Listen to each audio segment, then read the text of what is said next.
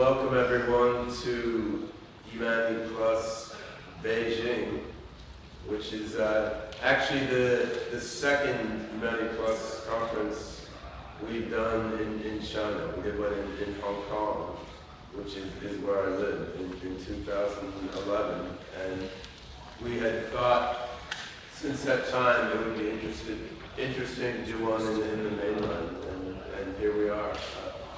Apologies, I'm kind of losing my voice. I've been giving lectures for the last few days at the Artificial General Intelligence Summer School we're doing at Beijing University. So I've been talking a lot, but that's not a little bit of cool stuff. Anyhow.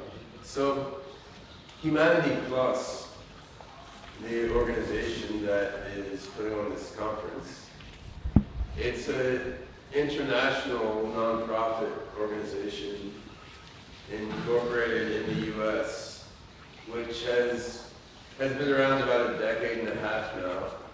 And basically our mandate is to promote understanding, discussion, and development of advanced technologies and their development for the betterment of mankind. As James Clement, our former executive director, put it, the goal is to make everyone better than well. We don't want to take the current human condition as the end state or the ultimate. We want to explore the uses of all sorts of technologies to make things better and better for everyone. And this has been an international pursuit from the beginning. I mean, the development of advanced technologies and the deployment of them for the betterment of mankind is something that spans the globe and is being pursued everywhere. And which is why I think it's important to bring this sort of discussion these conferences are fostering everywhere in the world. I mean, technology advancement is happening for sure, regardless of Humanity Plus, regardless of any organizations and people thinking about its broad and grand implications.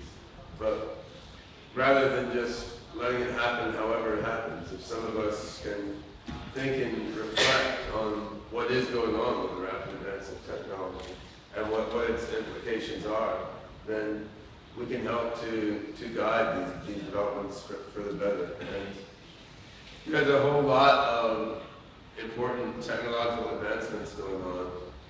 This particular conference, Humanity Plus at Beijing, we're going to hear a fair bit about artificial intelligence technologies, mainly because in these weeks we have a couple AI conferences in Beijing. There's an Artificial General Intelligence Conference next week, the AGI Summer School now, the HCI, International Joint Conference on AI, a week and a half from now. So we happen to have a bunch of AI-oriented speakers in town. But AI is by no means the only exciting future technology. There's amazing stuff going on in advanced methods of generating energy at low cost, and in bioscience, and life extension, and ending disease. Nanotechnology, making very small machines, and Professor Hugo de Garis, who's in the audience, has worked on the theoretical development of femtotechnology, making machines out of elementary particles. So I mean, there's an endless array of amazing technologies being developed now and to be developed in the next decades. We're going to hear about some of them and their implications today. And my hope is that this will plant some seeds in people's minds, and you'll go on and think about these things and think about what you can do to help guide the development of advanced technology in a positive direction.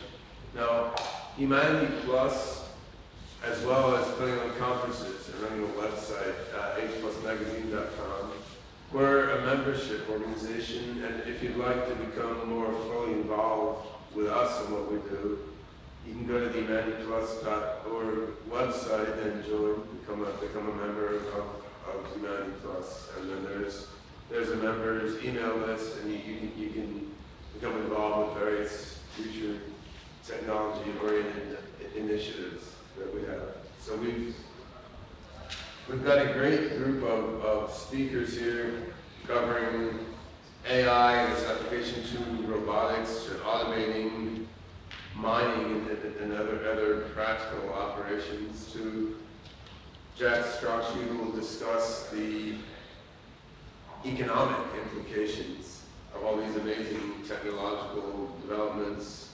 Hugo de Goertzel talk about the future of the publishing industry. A couple of young speakers, Yi-Ching Young and then Cosmo Harrigan, talk about their own work and ideas in developing artificial intelligence for robotics, for video games, and for medicine to help cure diseases. And Amy Lee will talk about the future of media and technology. So a wild mix of topics, yet just scratching the surface of what you can find by exploring H+ magazine and other Humanity+ resources online. And because it's a small group here, I think we can have a fairly interactive feel to the conference. So I'm hoping we'll get some interesting discussions. During the panel discussions, where the speakers will stand here and then answer questions and talk to the audience and during lunch and so forth. I'm sure we have a lot to learn from all you guys in the audience, as well as you guys from us.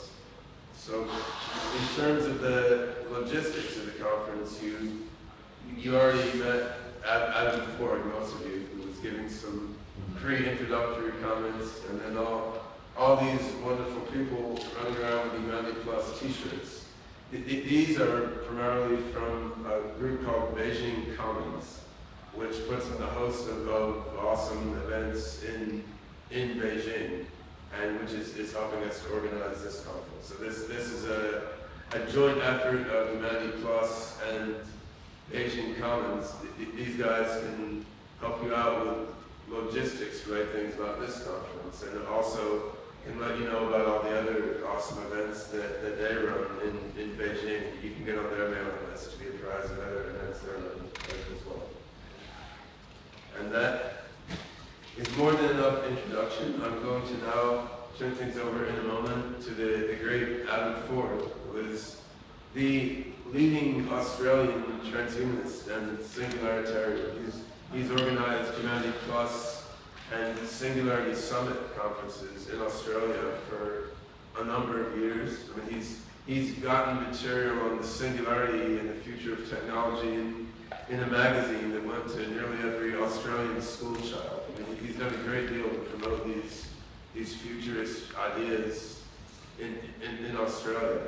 And I think this is a sort of prototype for what we'd like to see happen in every country around the world. Because if we're going to move to a positive transhuman future, it's most likely going to be because of people in every country working together toward that goal.